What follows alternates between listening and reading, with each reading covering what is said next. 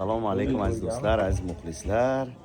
Bugungi xizmatimiz Quvasoyda do'stlik to'yxonasida. Men to'g'risi o'zim istoriya qilishga majbur bo'lyapman, chunki shu bolani hozirgi paytda juda ham ushlash qiyin bo'lyapti. 27-noyabrda to'yi.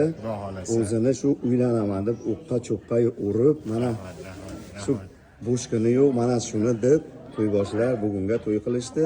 Sog' bo'linglar. Dilmurod aka kuzatishda davom etdinglar. Meni tanigan va men tanigan hamma qadrdonlar 27-noyabrda Xudo xolasa Log'on qishlog'ida Shokirota to'yxonasida nahorgi osh 3 ta bazm kutaman. Dilmurod aka yonimda turadi. Albatta biz buni deb to'y olmasdan mana shu yerda turamiz. Necha yillik qadrdon ukamiz mana. Malades. Buni endi davraga olib chiqqan o'zimizmiz, endi o'zimizni qo'liga ham tushmayapti. Qo'lma-qo'l bo'lib ketdi bu bola o'zi. Nima deysizlar? To'ppa to'g'ri axir.